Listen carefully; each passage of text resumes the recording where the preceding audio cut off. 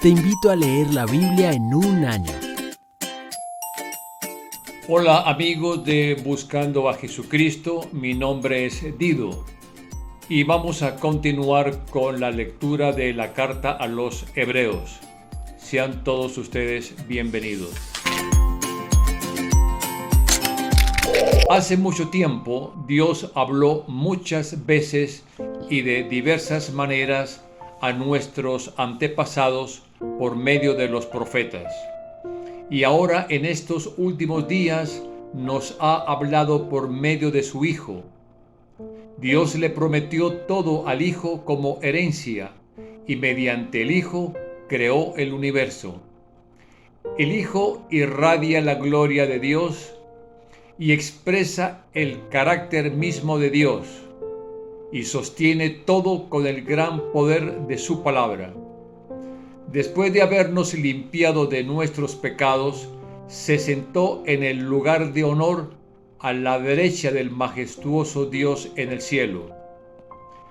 Esto demuestra que el Hijo es muy superior a los ángeles, así como el nombre que Dios le dio es superior al nombre de ellos.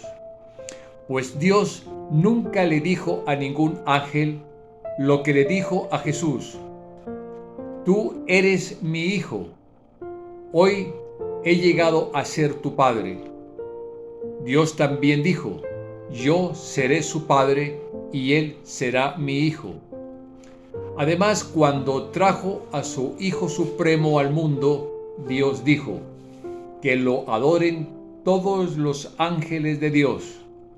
Pero con respecto a los ángeles, Dios dice: Él envía a sus ángeles como los vientos y a sus sirvientes como llamas de fuego.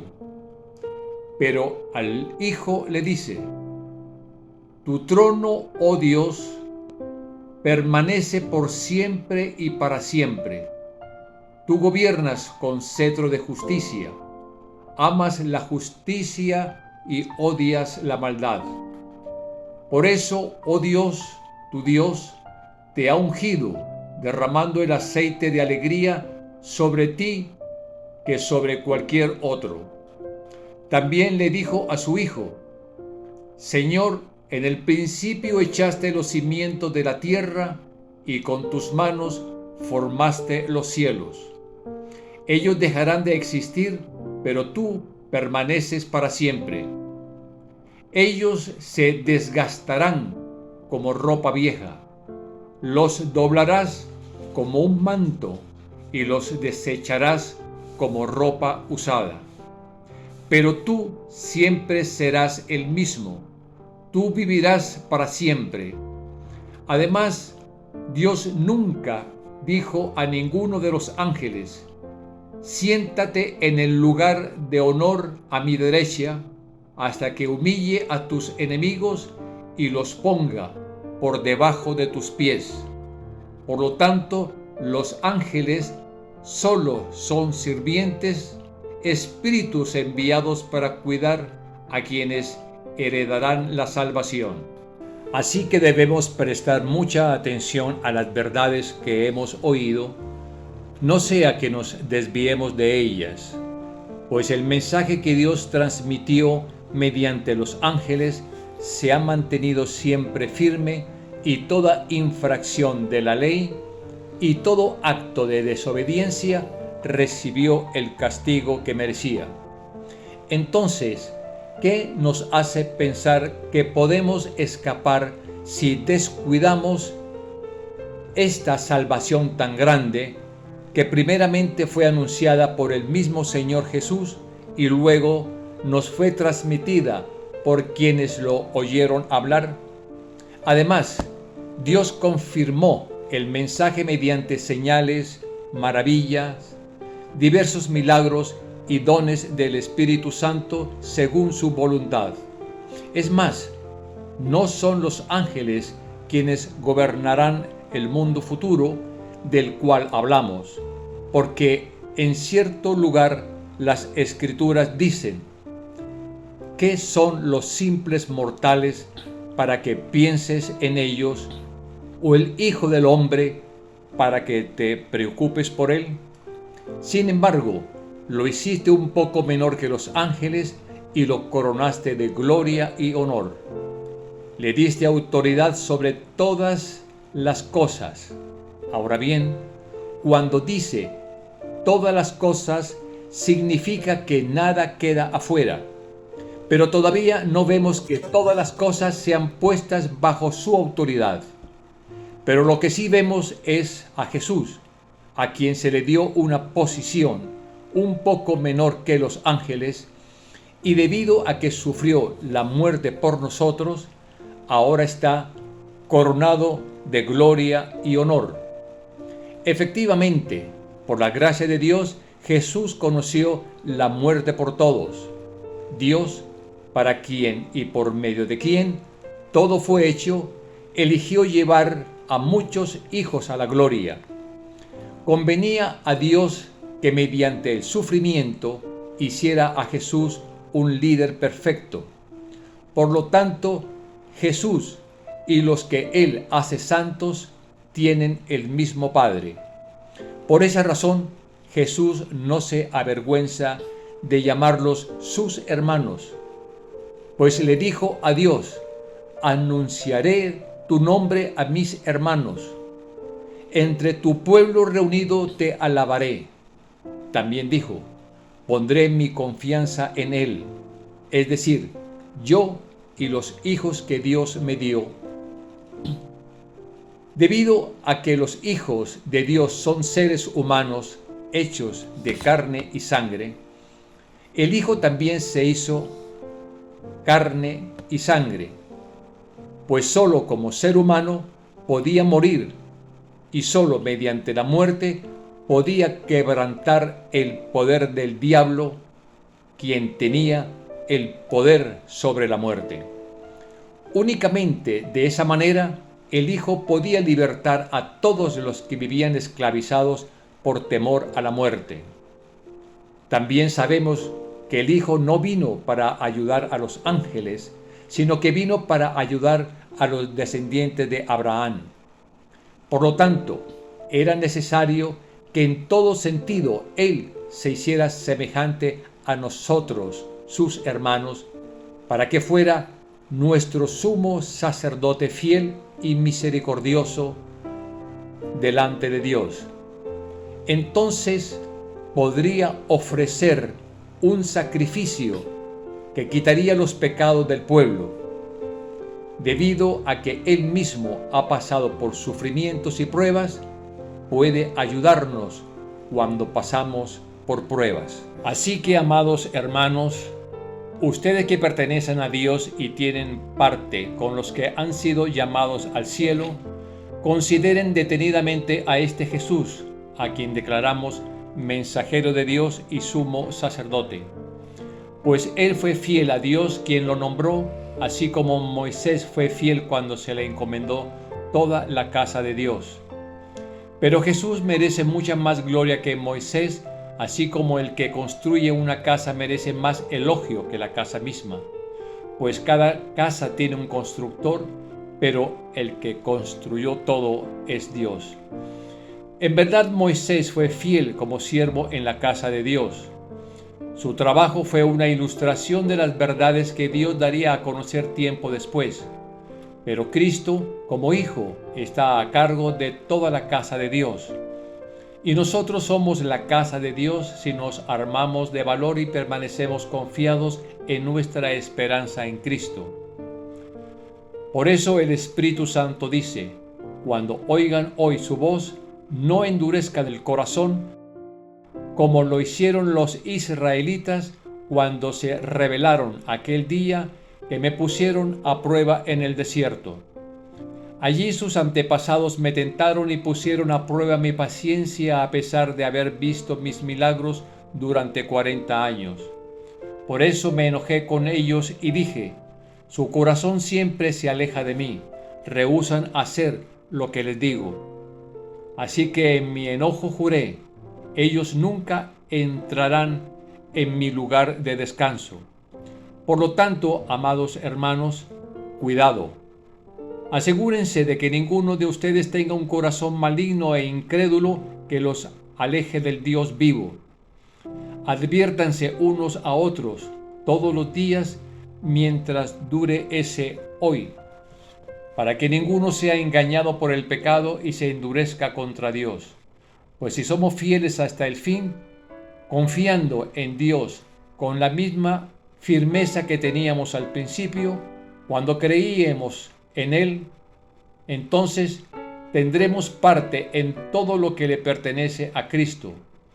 Recuerden lo que dice: cuando oigan hoy su voz, no endurezcan el corazón como lo hicieron los israelitas cuando se rebelaron. ¿Y quiénes fueron los que se rebelaron contra Dios a pesar de haber oído su voz? ¿No fue acaso el pueblo que salió de Egipto guiado por Moisés? ¿Y quiénes hicieron enojar a Dios durante 40 años? ¿Acaso no fueron los que pecaron, cuyos cadáveres quedaron tirados en el desierto? ¿Y a quiénes hablaba Dios cuando juró que jamás entrarían en su descanso? ¿Acaso no fue a los que lo desobedecieron? Como vemos, ellos no pudieron entrar en el descanso de Dios a causa de su incredulidad. Todavía sigue vigente la promesa que hizo Dios de entrar en su descanso. Por lo tanto, debemos temblar de miedo ante la idea de que alguno de ustedes no llegue a alcanzarlo. Pues esta buena noticia del descanso que Dios ha preparado se nos ha anunciado tanto a ellos como a nosotros. Pero a ellos no les sirvió de nada porque no tuvieron la fe de los que escucharon a Dios. Pues solo los que creemos podemos entrar en su descanso. En cuanto a los demás, Dios dijo: en mi enojo juré, ellos nunca entrarán en mi lugar de descanso. Si bien ese descanso está preparado desde que Él hizo el mundo, sabemos que está preparado debido al pasaje en las Escrituras que menciona el séptimo día. En el séptimo día Dios descansó de todo su trabajo, pero en el otro pasaje Dios dijo: nunca entrarán en mi lugar de descanso. Así que el descanso de Dios está disponible para que la gente entre, pero los primeros en oír esta buena noticia no entraron porque desobedecieron a Dios. Entonces Dios fijó otro tiempo para entrar en su descanso, y ese tiempo es hoy. Lo anunció mucho más tarde por medio de David en las palabras que ya se han citado: cuando oigan hoy su voz, no endurezcan el corazón. Ahora bien, si Josué hubiera logrado darles ese descanso, Dios no habría hablado de otro día de descanso aún por venir. Así que todavía hay un descanso especial en espera para el pueblo de Dios. Pues todos los que han entrado en el descanso de Dios han descansado de su trabajo, tal como Dios descansó del suyo después de crear el mundo. Entonces, hagamos todo lo posible por entrar en ese descanso. Pero si desobedecemos a Dios, como lo hizo el pueblo de Israel, caeremos. Pues la palabra de Dios es viva y poderosa. Es más cortante que cualquier espada de dos filos. Penetra entre el alma y el espíritu, entre la articulación y la médula del hueso. Deja al descubierto nuestros pensamientos y deseos más íntimos. No hay nada en toda la creación que esté oculto a Dios. Todo está desnudo y expuesto ante sus ojos, y es a Él a quien rendimos cuentas. Por lo tanto, ya que tenemos un gran sumo sacerdote que entró en el cielo, Jesús, el Hijo de Dios, aferrémonos a lo que creemos. Nuestro sumo sacerdote comprende nuestras debilidades porque enfrentó todas y cada una de las pruebas que enfrentamos nosotros, sin embargo, Él nunca pecó. Así que acerquémonos con toda confianza al trono de la gracia de nuestro Dios. Allí recibiremos su misericordia y encontraremos la gracia que nos ayudará cuando más la necesitemos. Todo sumo sacerdote es un hombre escogido para representar a otras personas en su trato con Dios. Él presenta a Dios las ofrendas de esas personas y ofrece sacrificios por los pecados. Y puede tratar con paciencia a los ignorantes y descarriados, porque Él también está sujeto a las mismas debilidades. Por esa razón debe ofrecer sacrificios tanto por sus propios pecados como por los del pueblo. Y nadie puede llegar a ser sumo sacerdote solo porque desee tener ese honor. Tiene que ser llamado por Dios para ese trabajo, como sucedió con Aarón. Por eso Cristo no se honró a sí mismo haciéndose sumo sacerdote, sino que fue elegido por Dios, quien le dijo: tú eres mi hijo, hoy he llegado a ser tu padre. Y en otro pasaje Dios le dijo: tú eres sacerdote para siempre, según el orden de Melquisedec. Mientras estuvo aquí en la tierra, Jesús ofreció oraciones y súplicas con gran clamor y lágrimas al que podía rescatarlo de la muerte. Y Dios oyó sus oraciones por la gran reverencia que Jesús le tenía. Aunque era hijo de Dios, Jesús aprendió obediencia por las cosas que sufrió.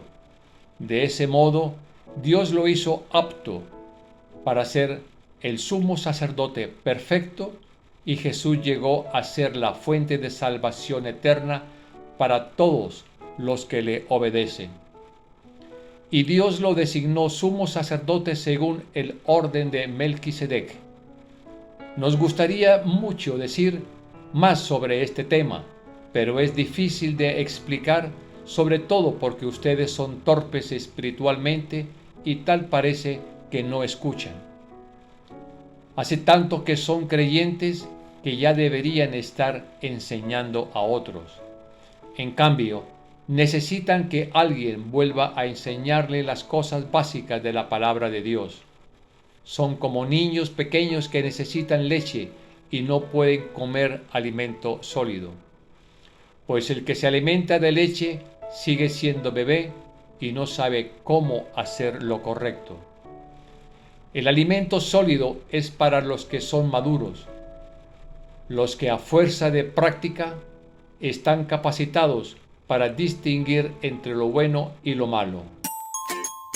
Te invito a leer la Biblia en un año.